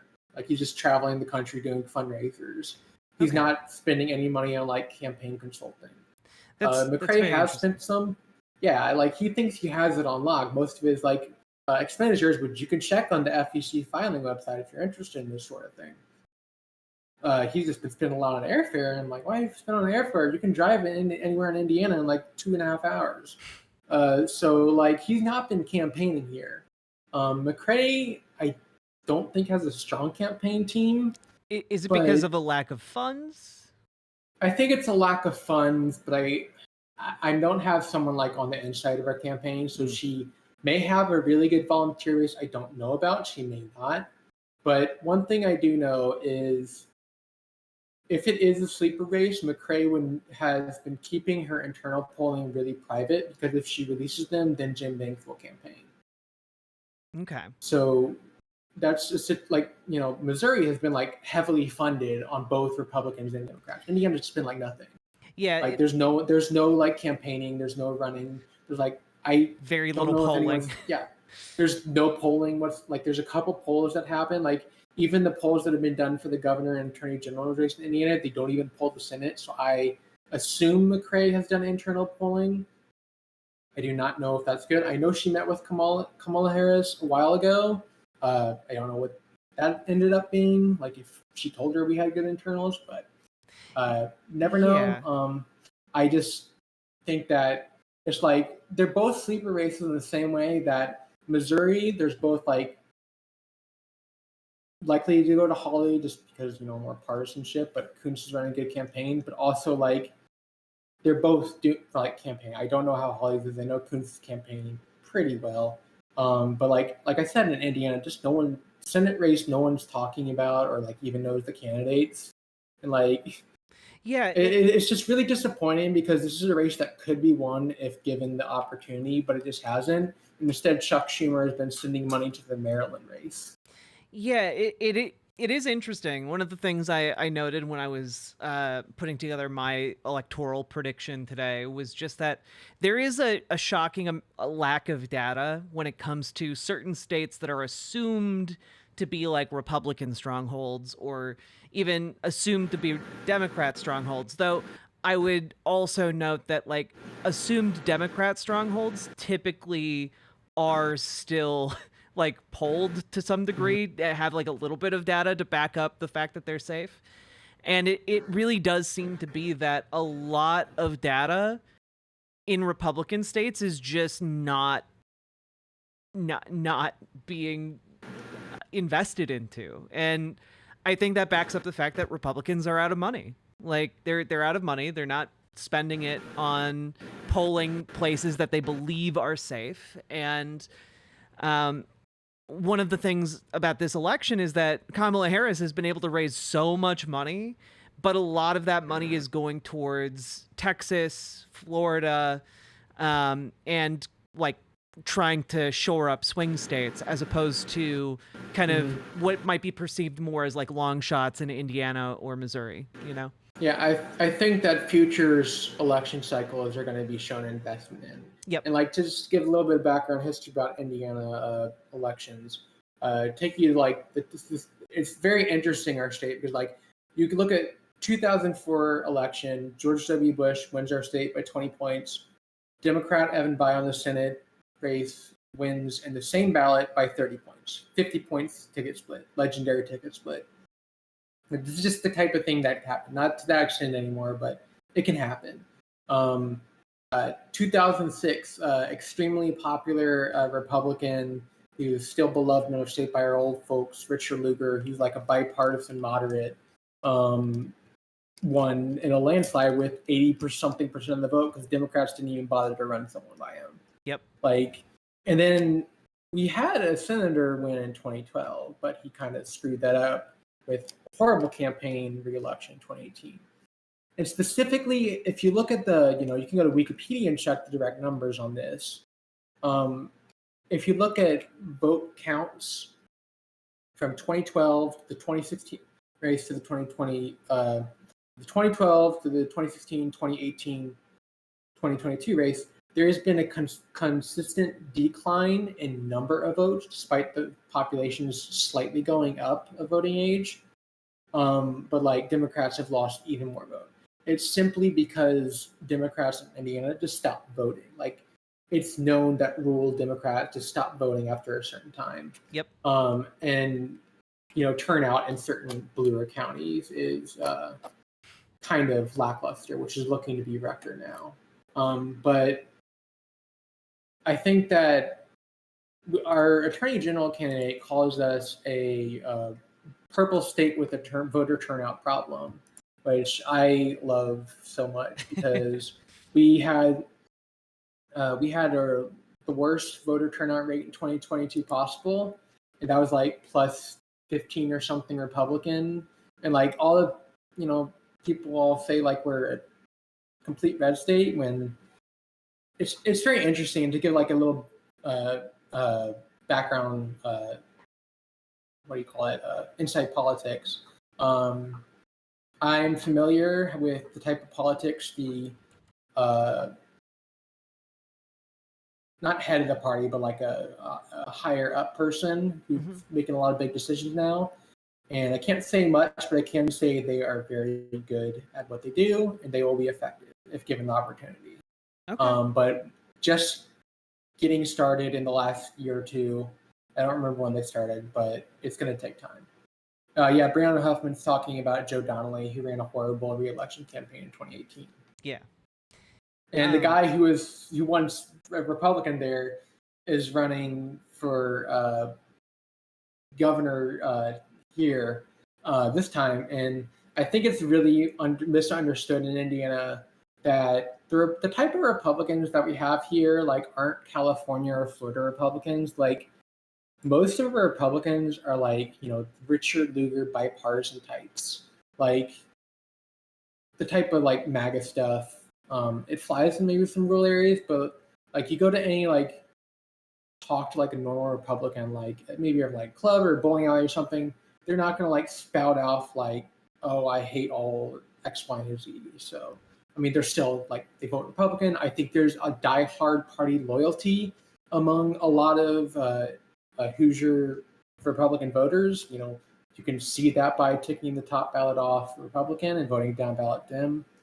I think I did see one of our candidates for statewide office share a post that said they were voting for Trump and then voting for Democrats down ballot. And like this is someone who openly says they're a Trump person on their social media, but they're voting Democrat down ballot. Like I think split ticket in Indiana is a lot different than across the rest of the country. And I think that Harris will get within a lot closer than we think, but she's not going to win here. So let's shift to a possibility, a dream. Let's whisper of a dream together. The dream of a landslide. And I think that is on the table. I'm putting all of my cards on the table as well. I think that a landslide scenario, after this most recent poll from the Des Moines Register, I think after that, we are in a territory where a landslide is on the table. And just to really hammer home why, again, I'm going over here. This is like this from Matthew Klein compares the Des Moines Register polling versus the actual result, and it has been relatively on point in every single election going back to 2012. And that includes midterm races. So, like, with like a difference of maybe 1 to 2 points.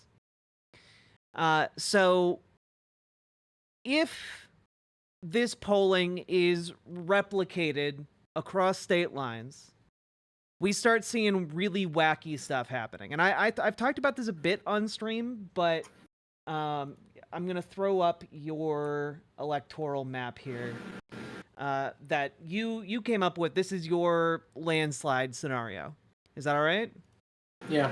All right. Here we go. So this is the landslide scenario, folks. this is, I mean, I think this is the scenario that like I mean, this would shatter the Republican Party. There would be nothing left of it after this. Yeah. So basically, to like do a little bit of explaining is, if Iowa goes blue in the sort of way that, like, I would say maybe if Ann Seltzer is exactly right or even a little off and the Democrats do a little bit better in Iowa, this map looks way, way, way more likely. Yep. And that's because that simple Democratic shift across the country would be so massive that, you see Missouri and Indiana turning blue. You've seen South Carolina, which has been growing minority population, go blue, and Iowa, of course, and Ohio. Because basically, I don't believe that Iowa goes blue and Missouri, Indiana, and Ohio don't. It just doesn't seem statistically possible. Mm-hmm. I saw someone notice Alaska. Yes, another very undertold story of politics. Alaska has been shifting blue extremely fastly, and word on the ground is because the lifelong Republicans are switching to Democrat in record numbers because they realize they're seeing climate change. They see the icebergs floating down their house. Yeah. Like they see the icebergs floating down and melting. So I mean, they know what's happening. They know Republicans aren't going to do anything. I mean, a lot of people up there deal with the permafrost, like the actual permafrost, and it's melting like it's not supposed to, and like their infrastructure is getting destroyed. Like that's like a lot of things are getting messed up in Alaska, and that is absolutely a contributing factor there. And also, you don't need a I saw someone mention make a joke Alaska's not that many people, and it's really not. You don't need that many Republicans to switch over for Alaska to flip blue, and eventually, I think it will become a blue state. I would not imagine it being this. But in a scenario where Iowa and the rest of these other states go blue, Alaska goes blue. Yeah, I mean, but like I said, this landslide map, Dragonfly gave it 15% chance. I gave it 20% chance. I don't know what your guess is, but this isn't likely, but this is a scenario that jumped up from our agreement at 5% when the Des Moines, Iowa poll.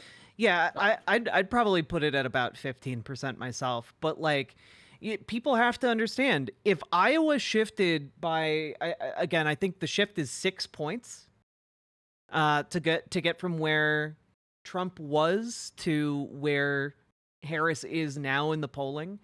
If that shift is replicated elsewhere, if that it shifted 13 points, Dragonfly just shifted corrected. 13 points? Compared to 2020, yes, it shifted 13 points. And 13-point shift nationwide is what this looks like.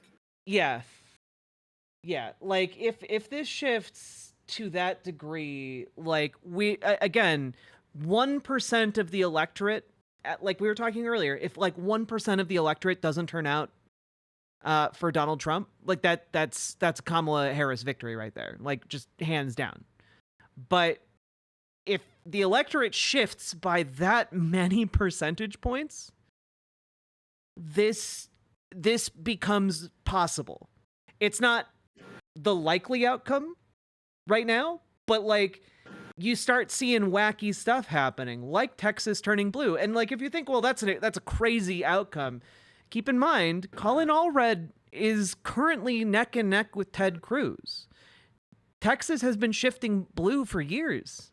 And it was mainly assumed that it wouldn't be until the next election cycle that Texas would be kind of this combat purple state where, becoming a swing state. But that can be accelerated if the polling in Iowa is accurate here. And it also means that the swing states that we've been looking at aren't swing states anymore. Like if that's replicated again. So like we start looking at new states that are swing states that we hadn't even considered before. And they aren't even swing states anymore because the election outcome doesn't hinge on them. So it's really just how big of a victory at that point. And if Indiana and Missouri go blue for president, they easily go blue for Senate. Like I said, you got that party loyalty in Indiana that just kicks off red for blue. But I have noticed like the Harris campaign opened a field office in Indiana, which there hasn't been one since 2008. Which, to be fair, Obama got like a 6 months head start. But just the fact that there was an office open shows that there was more enthusiasm than expected. Yep. I mean, And yeah. this is like what I think while I say it's more like, I'm not saying that the Seltzer poll is wrong, and that's why I say it's 20%, 15% chance for this map to happen. I'm saying I don't think that specific poll will replicate across the rest of the states, but maybe Indiana or Ohio goes blue. Maybe Alaska does. Anything can happen with this Des Moines, Iowa poll.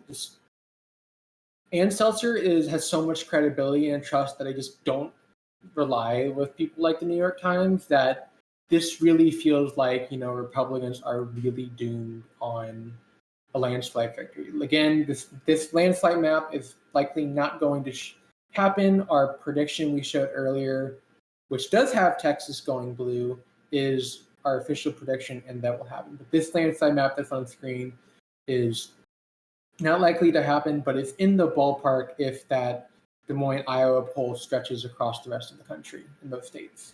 Yeah, and one thing I want to note about that poll in particular is that Ann Seltzer has so much credibility because she accurately, or that outfit, managed to correctly poll in 2016. And so, like, she's been accurate through some of the most tumultuous polling periods of the modern era here, and that's why this particular poll coming out, I know it's just one poll, but it's why basically every election wonk that you have ever heard of or listened to is currently either like going into complete meltdown or like just absolutely thrown a curveball. You basically, like, election Twitter is, I'm not on it, but Dragonfly can attest how crazy it's probably going right now. But I think that Iowa's been understood to be drifting red and like deep red. Yep. And the point that it was supposed to be basically any situation that was +5 Trump or better for the Dems was going to be good. +3 for Trump or more would be excellent. We have no state It's +3 here. It's like +6 from what we already thought would be a great scenario is just something unreal. Yeah, like this is again, people who watch my show frequently know that like I was talking about how the Harris campaign's target has been the white non-college voter, and if you just shift that like by 1% or 0.5%, like it turns certain states like blue that you couldn't previously have conceived of.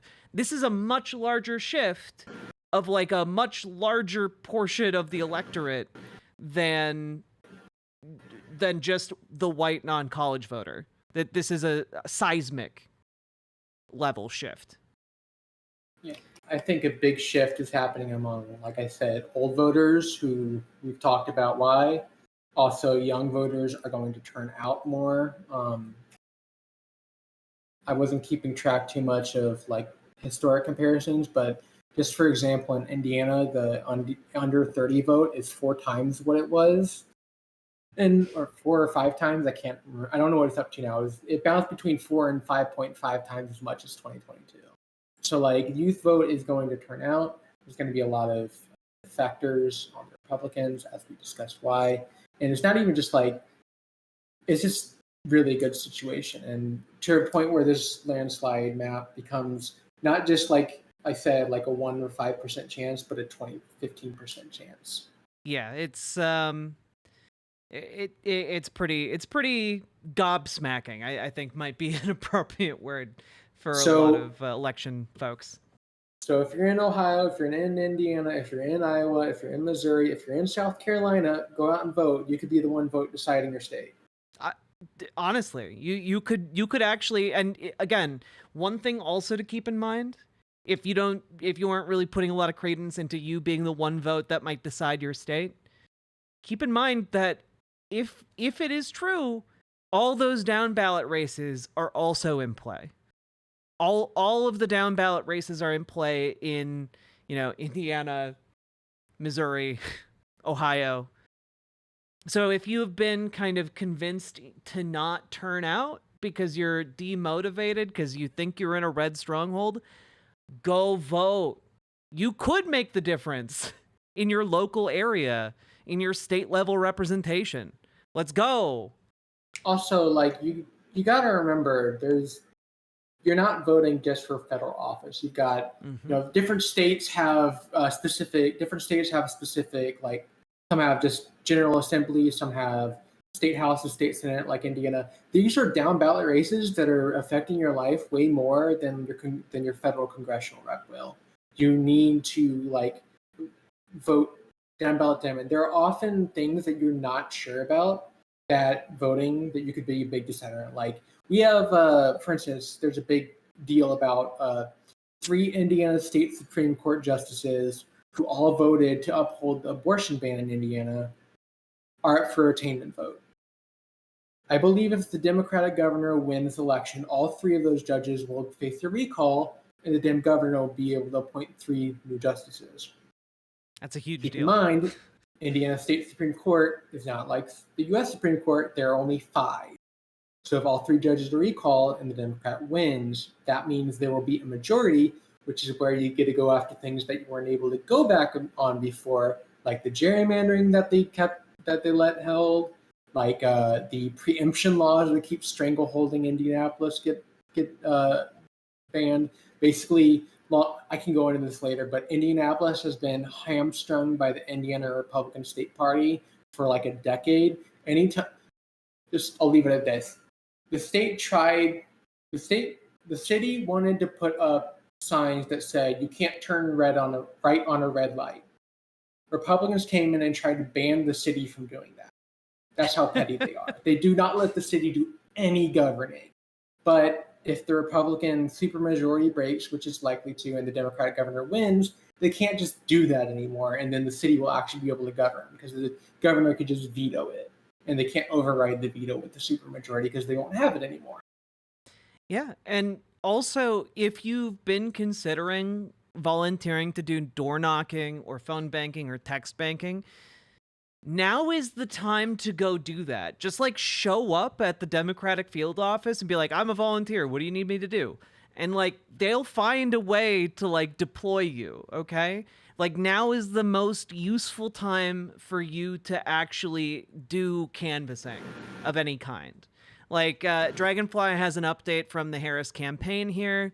They're reporting the following on Saturday alone: 807,000 doors knocked in Pennsylvania, 940,000 calls, knocked on 215,000 doors in Wisconsin, made 721,000 phone calls and knocked 256,000 doors in Michigan.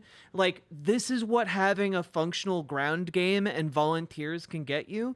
Because keep in mind, we're talking small percentages. Not every single person whose door you knock on is going to show up and vote. But if that person you knock a door on is like, oh yeah, I didn't know about that. Yeah, I'll go vote. If they do that, you didn't just get that one vote. You made it much more likely that everyone in that household will also turn out to vote. So like, it's called vote tripling. They literally call it vote tripling. Yeah. The ground game is so important, and now is the key time for ground game. So go out and vote and consider volunteering this weekend and on Monday, because it's go time.